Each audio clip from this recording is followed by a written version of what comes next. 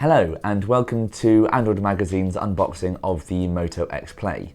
This is set to be one of the most interesting mobile phone launches of the year because Motorola have near enough cornered the market in the budget to mid-range section, and every year their offerings improve a little bit more. So we're really intrigued to see what we're going to get from the Moto X Play, their most recent launch. As you should be able to see, the box is very Motorola-y. It's not small, it's not sleek, but it's dynamically designed, it's brightly coloured, and that's what you really expect from a Motorola. Some nice, big, bright colours. Here's the box, but let's get to the important business and open it up to see the phone. Here we have the phone. It's a 5.5-inch handset running Android 5.1.1 Lollipop. We'll have a quick look inside the box as well to see everything you get. You get the charger cable, a plug, which you don't always get in all phones, which is bizarre, and the standard documents.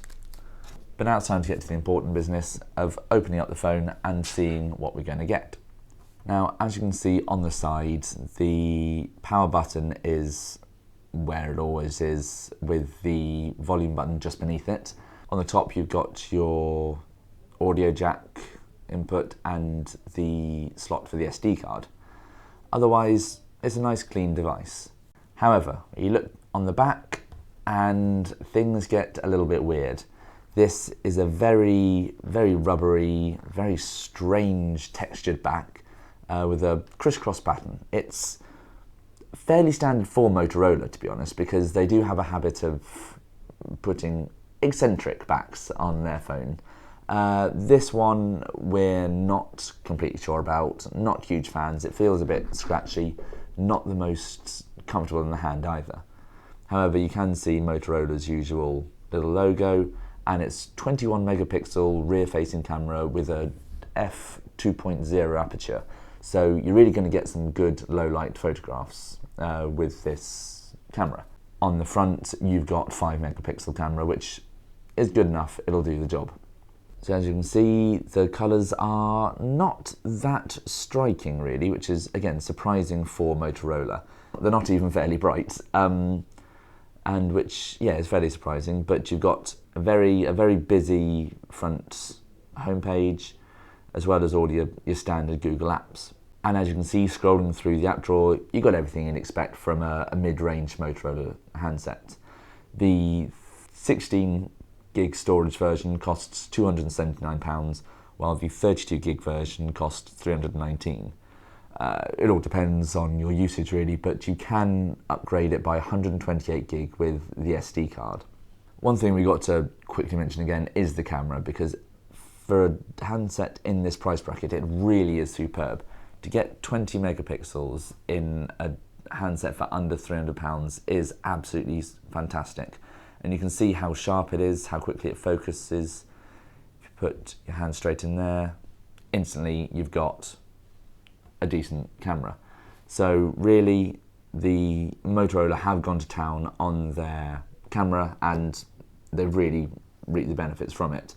This is a very, very good piece of technology.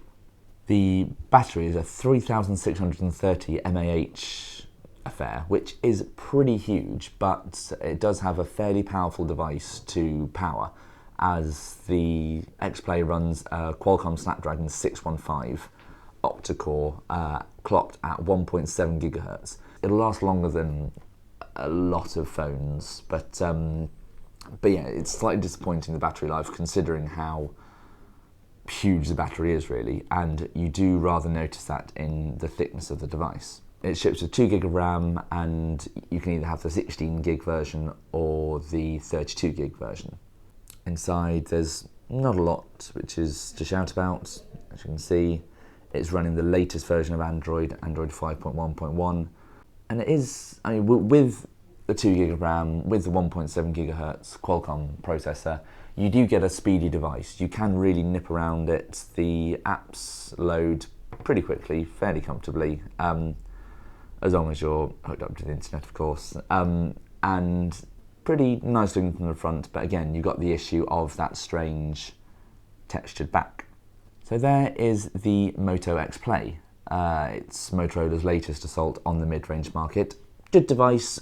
There are some negative points to it, but there's also some very good points. You're unlikely to get a more powerful phone for this price bracket, and the battery is a shade longer than usual, even though there are a few design issues. We have got a full review of this handset in Android Magazine issue 56, which is available in the stores now. And we've got a lot of other videos with unboxings and tutorials on our YouTube channel. So check them out. Thank you very much for watching. Goodbye.